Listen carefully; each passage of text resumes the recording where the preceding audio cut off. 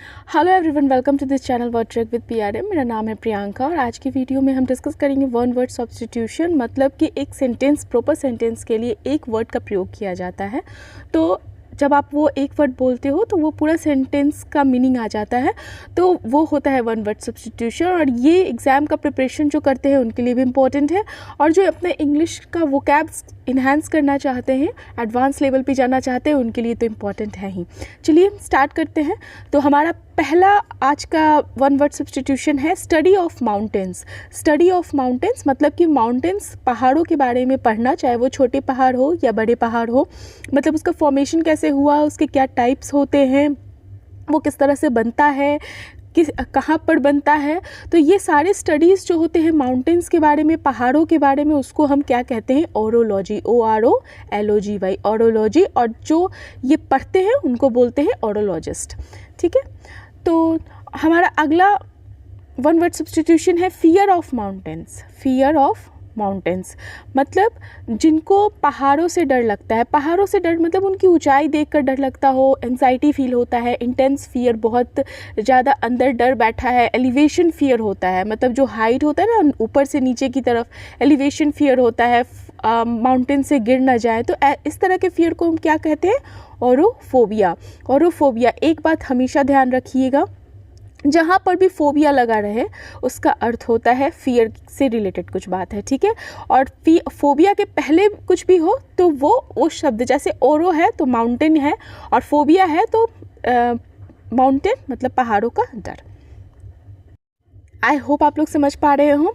अगला हमारा है one word substitution snakes. Fear of snakes. सांपों का डर। सांपों, बहुत सारे ऐसे लोग, देखिए हर एक व्यक्ति में, हर एक इंसान में ना कुछ ना किसी चीज़ से वो डरता है, चाहे वो उसको पता हो या ना हो। तो इसी तरह से एक डर होता है जो सांपों से डर होता है। अगर सांप का सपना भी आ जाए तो वो डर जाए। तो सांपों के डर को हम क्या कहते हैं? ओफिडियोफोबिया। ओफिडियोफोबिया। ध्यान दीजिएगा स्पेलिंग का भी। नेक्स्ट वर्ड इज नेक्स्ट हमारा OWS है study of ancient writing. Study of ancient writing, जो प्राचीन काल में लेख लिखे जाते थे। ठीक है। जो लिखावट होती थी, मैन्युस्क्रिप्ट होते थे, या पत्थरों पर लिखा जाता था। ठीक है। या पहाड़ों पर लिखा जाता था, पत्थरों पर लिखा जाता था, ताल पत्र पे लिखा जाता था। तो इस तरह की जो स्टडी होती है, मतलब कि राइटिंग की जो स्टडी होती है एंशिएंट राइटिंग की, तो उसे हम कहते हैं palaeography.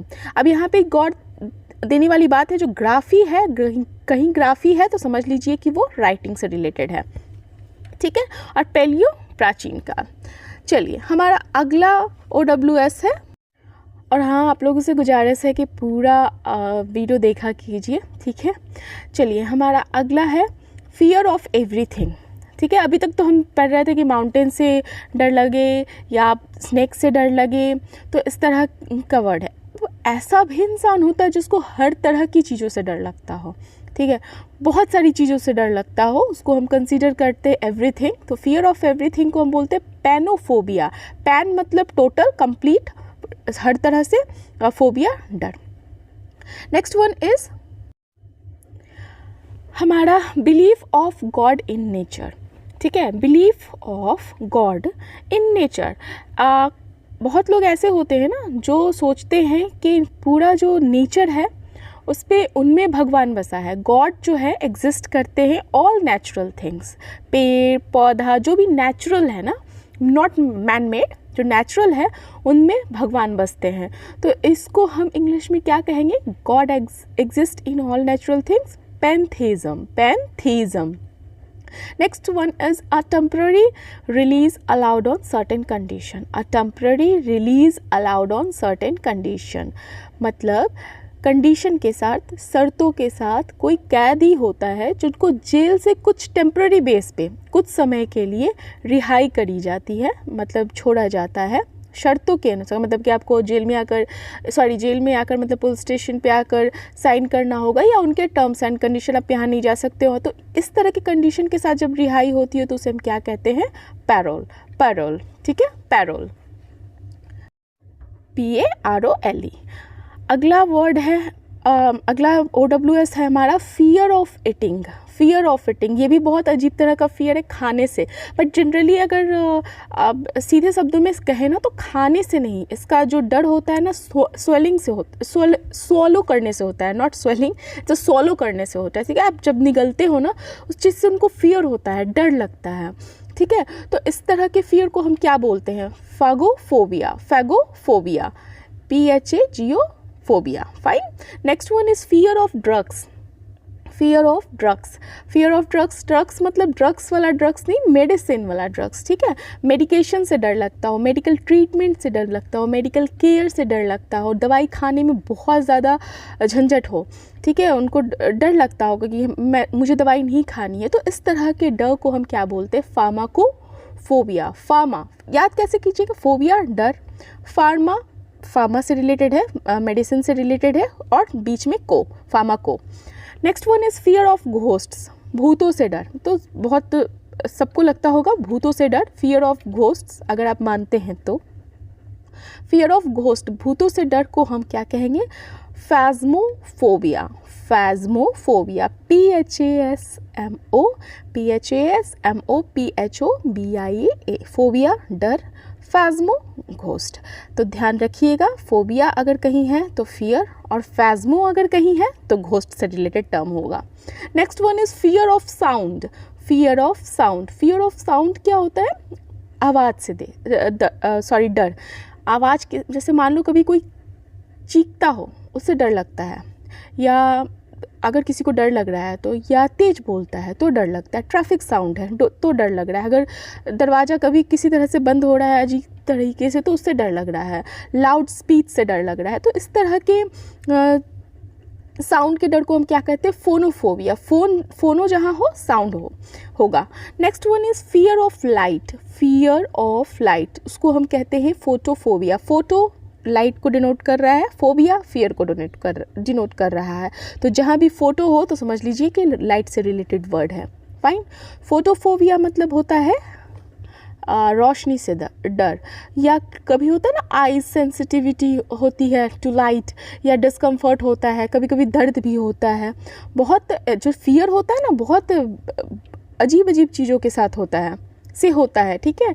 Next one is study of languages. Languages की पढ़ाई, स्टडी है तो लॉजी है। ठीक है, स्टडी है कहीं पे तो समझ लीजिए कि लॉजी होगा।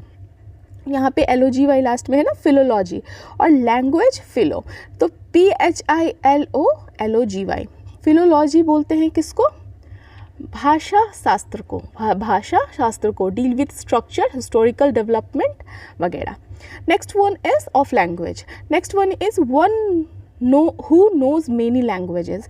ऐसा व्यक्ति जो बहुत सारे लैंग्वेजेस को जानता हो, हिंदी भी जानता हो, मराठी भी जानता हो, फ्रेंच भी जानता हो, जर्मन भी जानता हो, इंग्लिश भी जानता हो, तो बहुत सारा लैंग्वेज को जो जानता है वैसे व्यक्ति को हम कहते हैं पॉलीग्लॉट। पॉली मतलब बहु होता है, और ग्लॉट यहाँ पर कि बहुत सारे लैंग्वेजेस को जानने वाले को हम क्या कहते हैं? Polyglot. Next one is polygon. Polygon, POLYGON। Polygon किसको कहते हैं? वैसा कोई भी फिगर जिसमें बहुत सारे एंगल्स हों या बहुत सारे साइड्स हों। अगर आपने मैथ पढ़ा हो तो आप जानते हो, जैसे हेक्सागन हो गया, पेंटागन हो गया, ठीक है, क्वाड्रिलेटरल हो गया, तो ये सब क्या हो गया आपका? पॉलीगन। ठीक है, बहुत सारे एंगल्स और साइड्स तो पॉलीगन कहते हैं। Next one is a forecast of the result of a disease of illness. A forecast of the result of a disease of illness. Forecast मतलब होता है पूर्वानुमान, ठीक है, रिजल्ट मतलब होता है परिणाम। तो यहाँ पे लिखा है a forecast of the result of a disease of illness, मतलब डॉक्टरी अनुभव, जो डॉक्टर्स होते हैं वो एक्सपीरियंस के बेस पे रोग जो होते हैं सिम्टम्स के थ्रू बता देते हैं कि किस तरह की बीमारी है। तो उस चीज़ को हम क्या कहते हैं? पूर्व लक्षण, जिसको आप हिंदी में बोलो। तो पूर्व लक्षण जब एक डॉक्टर बता देता है तो इस चीज़ को हम क्या बोलते हैं? इसको हम बोलते हैं prognosis. PROGNOSIS, prognosis. Next one is fear of fever. बुखार से डर लगता है, ठीक है, कहीं मुझे बुखार ना हो जाए, या जब बुखार हो तो बहुत ज़्यादा एंग्जाइटी फील होता है, ठीक, या बहुत ज़्यादा बेचैनी होती है, बहुत अजीब लगता है और डर लगता है, तो फियर ऑफ फीवर को हम बोलते हैं पायरेक्सियोफोबिया। पायरेक्सियोफोबिया, PYREXIO, पायरेक्सियो एंड देन फोबिया। इस तरह से आप तोड़कर पढ़ें तो आपको याद रहेगा। चलिए, हमारा अगला है फियर ऑफ फायर, आग से डर। ये तो बहुत लोगों को लगता होगा आग से डर। आग से डर को हम कहते हैं इंग्लिश में पायरोफोबिया। फोबिया हो गया आपका डर, फियर, और पायरो कहीं भी अगर PYRO वर्ड है तो समझ लीजिए कि वो वर्ड जो है उसके आगे या पीछे कुछ भी लगा रहे, समझ लीजिए कि वो पायरो, फायर से रिलेटेड है। तो fear of fire is pyrophobia. Next one is a cluster of houses in a village. एक गांव है जिसमें छोटे छोटे घर हैं, ठीक है, विलेज में छोटे छोटे बिल्कुल घर है और बहुत ज़्यादा क्लस्टर है इकट्ठा, तो उस चीज़ को हम क्या बोलेंगे? हैमलेट। Hamlet, HAMLET। हैमलेट मतलब a cluster of houses in a village, एक जगह, छोटी सी जगह जहाँ पे बहुत सारे छोटे छोटे घर हैं। नेक्स्ट वन इज, और ये जनरली गांव के लिए होता है, next one is a place where aeroplanes are kept. A place where aeroplanes are kept, तो जहाँ पर जैसे गराज, ठीक है, आप कार रखते हो तो कहते हैं ना गराज में रख रहे हैं, ठीक है, या स्कूटर रखते हो, उसी तरह से जहाँ पे एरोप्लेन रखा जाता है उसको हम बोलते हैं हैंगर। हैंगर, HANGAR, हैंगर, जहाँ पे एरोप्लेन्स रखे जाते हैं। Next one is place where animals are killed for food. बुचड़ खाना जिसको आप हिंदी में बोलते हो, तो जहाँ पर जानवरों की हत्या की जाती है, मारा जाता है, किस वजह से? उसको खाना, मतलब खाने के लिए, तो उस जगह को हम क्या बोलते हैं? Abattoir. Abattoir, ABATTOIR, abattoir, place where animals are killed for food. Next one is fear of bathing. Fear of bathing, fear of bathing का अर्थ होता है मतलब कि नहाने से डर। बहुत लोगों को नहाने से डर होता है, जनरली उनको नहाने से नहीं, पानी से डर होता है, ठीक है, वो नहाना नहीं चाहते, उनके लिए बहुत बड़ा सिर दर्द हो जाता है अगर नहाने की बात हो तो। फियर ऑफ बेदिंग का होता है ablutophobia. Ablutophobia. Next one is fear of height. Fear of heights, ऊंचाई से डर।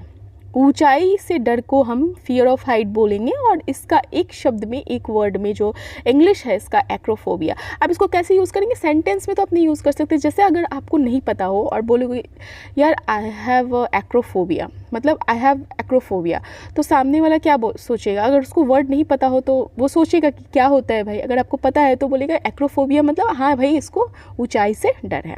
Next one is excessive desire of open country. Excessive desire of open country मतलब आइसोलेट रहना। ऐसा व्यक्ति ना, ओपन कंट्री यहाँ पर आप इस तरह से समझ लीजिए, मतलब पूरे देश में खुला देश नहीं होता है यहाँ पर, इसका संदर्भ ये है आइसोलेट रहना पसंद करता है ऐसा व्यक्ति। तो इस तरह के व्यक्ति जो आइसोलेट रहना पसंद करते हैं, अकेले रहना, एकांत रहना पसंद करते हैं, उनको हम बोलते हैं एग्रोमेनिया। एग्रोमेनिया। एग्रोमेनिया का क्या अर्थ होता है? अभी मैंने बताया था फोबिया कहीं हो तो फियर, वैसे ही अगर मैनिया कहीं हो तो समझ लीजिए कि वो है एक्सेसिव डिज़ायर, पागलपन। Next one is confinement to one place to avoid spread of infection. Confinement, confinement का अर्थ क्या होता है? कन्फाइनमेंट का अर्थ होता है एक सीमा के भीतर रखे जाने की स्थिति। मतलब कि आप एक रूम में हो, ठीक है, आपके लिए एक बाउंड्री है, आप इसी रूम में रह सकते हो, उसको हम कन्फाइनमेंट कहते हैं। आप इसी चारों दीवारी के अंदर रह सकते हो, उससे कन्फाइनमेंट कहते हैं। तो confinement to one place to avoid spread of infection, infection ना फैले उस वजह से जब आप एक सीमा के अंदर रहते हो तो उसे हम क्या कहते हैं? क्वारंटाइन। Quarantine, QUARANTINE। क्वारंटाइन का अर्थ होता है कि आप एक सीमा के अंदर रहो ताकि आपसे किसी और को इन्फेक्शन ना फैले। नेक्स्ट है हमारा अ person who leaves by himself. A person who leaves by himself, जो अपने आप में रहना चाहता है, जिसको आप हिंदी शब्द में कहते हो एकांतवासी या बैरागी या सन्यासी, जो से कोई लेना देना नहीं है, अपने में मतलब कि संन्यास ले लेता है, परिवार से मुक्त हो जाता है, मोह मुक्त हो जाता है, ठीक है, मोह नहीं रहता है, तो ऐसे इंसान को क्या बोलते हैं? रेक्लियोस। Next one is asking everyone for an opinion. Asking everyone for an opinion, ऐसा व्यक्ति आपने देखा होगा जो हर एक सबके पास जाकर ओपिनियन मांगता है, ठीक है। उसको कुछ भी करना हो तो वो एक से नहीं, दो से नहीं, सब लोगों से अपना उस चीज़ के लिए ओपिनियन मांगेगा। तो इस तरह इस चीज़ को हम क्या कहते हैं? रेफरेंडम, ठीक है, REFERENDUM। Next one is an institution for reforming young offenders. An institution for reforming young offenders मतलब ऐसा जगह जहाँ पर जो 18 साल से नीचे लोग बच्चे होते हैं, 18 साल से नीचे के जो यूथ होते हैं, वो अगर कोई गलती करते हैं, ऑफेंड करते हैं, तो उनको सुधारा जाता है ऐसी जगह पे। तो उसको हम क्या बोलते हैं? रिफॉर्मेट्री, बाल सुधार। अगला है हमारा to send back a person to his own country due to any reason. आप जब जैसे मान लो कि इंडिया से कोई इंग्लैंड गया, ठीक है, और इंग्लैंड में जाकर उसे वापस इंडिया भेज दिया गया, तो इस चीज़ को हम क्या बोलेंगे? Repatriate, REPATRIATE, repatriate. Next one is a long loud speech before a large number of audience. A long loud speech before a large number of audience. आपने देखा होगा ना, पॉलिटिशियंस लोग ऐसा करते हैं कि जब सामने में बहुत सारे ऑडियंस रहते हैं तो वो अपने आप को सही बताना, ये जो यहाँ पे लाउड स्पीच है ना, ये होता है अपने इस तरह का स्पीच जो अपने आप को सही बताता हो और सामने वाले को अपने पक्ष में करता है। इसको हम क्या बोलते हैं? हैरेंग। HARANGUE, हैरेंग का अर्थ होता है a long loud speech before a large number of audience. हमारा अगला है OWS, a person who lives for pleasure. A person who lives for pleasure. Pleasure मतलब वैसा कुछ भी जो आपको खुशी दे। तो अपनी खुशी से ज़्यादा कुछ भी महत्वपूर्ण नहीं है, और ये एक नेगेटिव क्वालिटी होती है मेरे नज़र में। तो इसको इस तरह के व्यक्ति को हम हेडोनिस्ट बोलते हैं, HEDONIST, हेडोनिस्ट, जो सिर्फ अपनी खुशी देखता हो। Next one is fear of sun, जिनको ऐसा व्यक्ति जिसे सूर्य के प्रकाश से या सूर्य से डर लगता हो, ठीक है, तेज़ रोशनी से डर लगता हो, धूप से डर लगता हो, तो इस तरह के डर को हम क्या कहते हैं? Heliophobia, sorry, it's not helio, it's heliophobia, HELIOPHOBIA। Heliophobia जो होता है, हेलियो मतलब सन, फोबिया मतलब डर। नेक्स्ट है हमारा fear of worms. Fear of worms का अर्थ होता है क्या? जो कीड़े होते हैं ना, छोटे छोटे कीड़े होते हैं फल में, सब्जियों में, या ऐसे भी किसी चीज़ में जो रेंगते हों, तो उस तरह के कीड़े से जो डर लगता है तो उसको हम बोलते हैं हेलमिन्थोफोबिया। हेलमिन्थोफोबिया मतलब फियर ऑफ वर्म्स। हमारा नेक्स्ट है one who acts against religion. वैसा व्यक्ति जो रिलीजन, कोई भी धर्म के विरुद्ध काम करता हो। कोई भी रिलीजन, चाहे वो किसी भी रिलीजन से हो, वो अपने रिलीजन के विरुद्ध या किसी और के रिलीजन के, one who acts against religion के विरुद्ध काम करे, धर्म के विरुद्ध काम करे, तो ऐसे व्यक्ति को हम हेरेटिक बोलते हैं, फाइन। और हेडोनिस्ट जो होता है, मैंने बताया था, जो प्लेजर के लिए उसके लिए सबसे ज़्यादा इम्पॉर्टेंट उसका खुद का प्लेजर होता है, तो वैसे इंसान को हम क्या भोगवादी या सुखवादी बोलते हैं। So thank you for watching. अगर अभी तक आपने मेरे चैनल को सब्सक्राइब नहीं किया है तो ज़रूर से सब्सक्राइब कीजिए, वीडियो को लाइक कीजिए, कमेंट ज़रूर कीजिए, किसी भी तरह का कमेंट हो, नेगेटिव पॉजिटिव ज़रूर कीजिए, ठीक है, कोशिश कीजिए पॉजिटिव कमेंट करने का। और चलिए, थैंक यू। नेक्स्ट वीडियो कल लाती हूँ।